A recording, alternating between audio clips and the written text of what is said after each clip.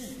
L'homme qui voulait couper l'amour comme un gâteau. Mais les parts ne sont pas très égales. La femme qui voulait la plus grosse part d'amour pour elle. La femme qui voudrait juste une toute petite part parce qu'elle n'a pas de fin de vivre. La femme qui transpire de la gouache lorsqu'elle est émue.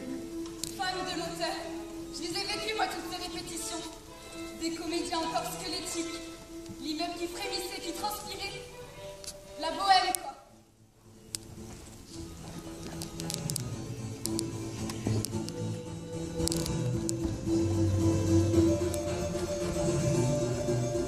J'ai erré toute la nuit pour me désengourdir des insomnies.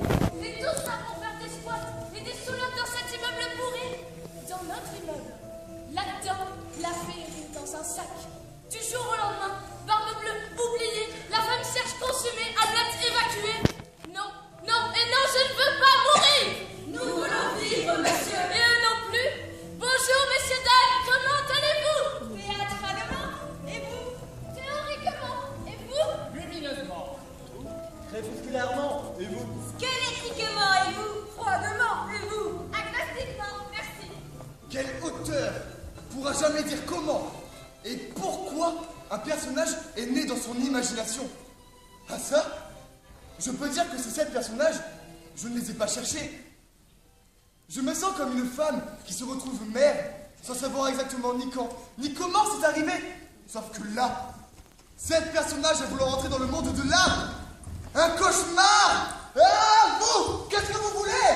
Nous voulons jouer, monsieur. Pour l'éternité? Non, monsieur, pendant au moins un moment ou deux. Nous voulons rêver. C'est pas fini de brailler, vous deux? Du rêve, du rêve. Ben moi, mon rêve, c'est la fin de la Terre. Le bout du monde, si vous préférez. Le Finistère. Après, il n'y a plus rien. Et quand je rentrais mon tablier et ma pelle à poussière, j'irai dans le Finistère. C'est mon rêve à moi. Et voilà. Un requiem, un requiem. Mais qui est-ce qui se tape un requiem dans cette immeuble? On nous aura sorti brutalement de la débris quand même. Assez brutalement. Approchez, mesdames et messieurs, approchez. Venez écouter des comédiens en quête d'auteur. Des auteurs? Mais quels auteurs? N'importe lesquels. Mais il n'y a pas le moindre auteur ici, car nous n'avons pas la moindre pièce nouvelle en répétition. Alors tant mieux. Tant mieux, monsieur. Nous allons pouvoir être votre nouveau sang.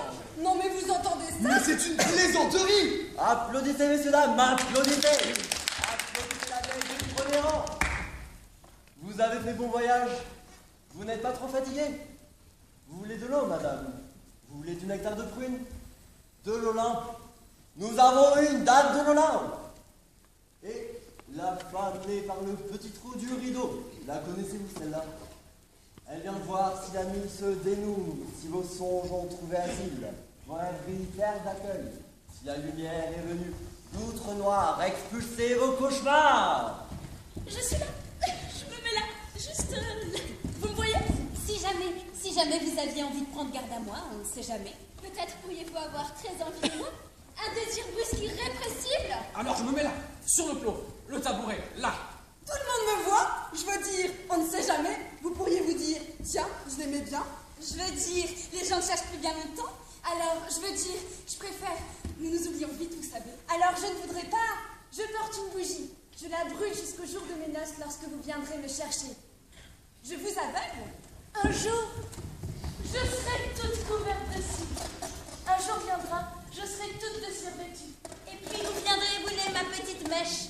Un jour viendra, vous viendrez me brûler doucement. Un jour viendra alors pour vous, je disparaîtrai complètement. Mais ils sont devenus fous. Vous devriez les aider. Mais je ne peux pas! Je ne peux pas créer et contrôler les personnages! Moi, mon imagination n'est pas toujours bien inspirée. M'amener comme ça toute une famille de personnages, je ne sais pas d'où elle a bien pu les sortir. Des gens pas clairs du tout, le moins qu'on puisse dire, et empêtrés dans une histoire qui n'en est même pas une. Et persuadés qu'ils sont les personnages du drame du siècle. Et agressifs en plus, vraiment pénibles. J'ai 25 ans, putain, et je ne veux pas mourir. Et je veux un rôle. Je ne suis peut-être pas encore véritablement tout à fait une femme. Je suis une actrice. Actrice, c'est donc une très très grosse envie de vivre. Même si ça paraît trop simple, même si c'est très basique ça comme envie. Et la conscience qu'on peut m'en vouloir pour ça aussi. J'ai l'âge où on se fait soi-même. On décide en quelque sorte de l'âge qui aura le plus d'impact pour le reste de sa vie. J'ai 25 ans donc. Je suis acteur et une putain d'envie de vivre. C'est qu'on ne se débarrasse pas comme ça d'un personnage qu'on a imaginé, à qui on a donné la vie. Ces créatures vivent déjà d'une vie qui leur est propre, qui ne vous appartient plus, d'une vie qui n'est presque plus en votre pouvoir pour leur profiter. Parfaitement. Nous sommes des êtres vivants. Plus vivants que ceux qui respirent et qui ont des habits sur le dos. Moins réels peut-être, mais plus vrais. Regardez. Avez-vous les clés que je vous ai confiées? Les voici, monseigneur! Merci, mon épouse. Tiens, qu'est-ce que cette tache? Wow! Cette tache rouge! Silence, c'est la rate! Tu as vu le canard de mes épouses? Tu vas les rejoindre de ce pas. Allez, il faut mourir. Tu vas cracher ton âme sur le parquet. Pourquoi mourir? Je vous aime! Parce que tu connais le secret. Le monde entier connaît le secret. Vous ne pouvez tuer le monde. Silence, feuilleuse vénéneuse. Je dois boire une goutte du sang de celle qui a vu. C'est mon sang. Sinon, mon corps sera poilu. Mes ongles griffus, mes crocs, déchireront la chair des enfants quand j'aurai faim. Ah, si seulement tu n'avais pas regardé. Comédien. Ça prend au trip comédien. Elle, par exemple, elle avait pas 5 ans qu'elle jouait déjà à la balle avec ce crâne. À 15 ans, j'ai découvert Shakespeare. Ça a entraîné une révolution métaphysique dans ma tête. Le rôle d'Hamlet, je l'ai lu, je l'ai voulu. Voilà bien le travail ordinaire d'un bon comédien. Je sais. La peau devrait être livide. Les yeux pleins de larmes.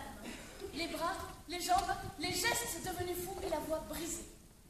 Comédien, pour rien, pour une histoire fausse, pour l'ombre d'une douleur, te voilà qui soumets ton âme et ton corps à la volonté de ta tête. Pour rien, rien. Cela est monstrueux. Mais moi je ne suis qu'un valet, un ignoble esclave. Hamlet, rôle pour comédien.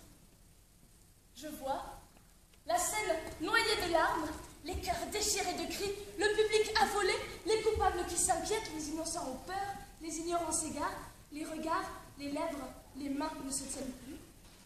Mais moi, je suis là. Je ne fais rien. Rien. Pourtant, je sais ce qui m'attend, moi, fils de roi, fils de victime. Poussé par le ciel et l'enfer à venger, moi je suis là, maintenant, et avec ces mots je me déballe comme une putain.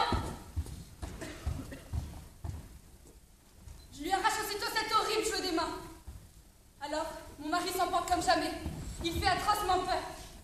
Et il prend nos deux têtes avec des mains d'étrangleur et les serre l'une contre l'autre. Puis, il nous regarde encore un instant comme ça.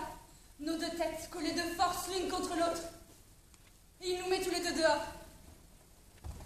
J'ai beau tout faire pour les chasser de mon esprit, ces personnages ne cessent de revenir. Ils choisissent certains moments de la journée, quand je suis seul, là dans mon bureau, et tantôt l'un, tantôt l'autre, tantôt les deux à la fois. Ils viennent me proposer, me tenter telle ou telle scène à réaliser ou à décrire. Bon, parfois c'est vrai, je me laisse convaincre. Mais alors ils en tirent un nouveau regard d'énergie, et ils reviennent me tenter avec encore plus de force. C'est devenu une véritable obsession!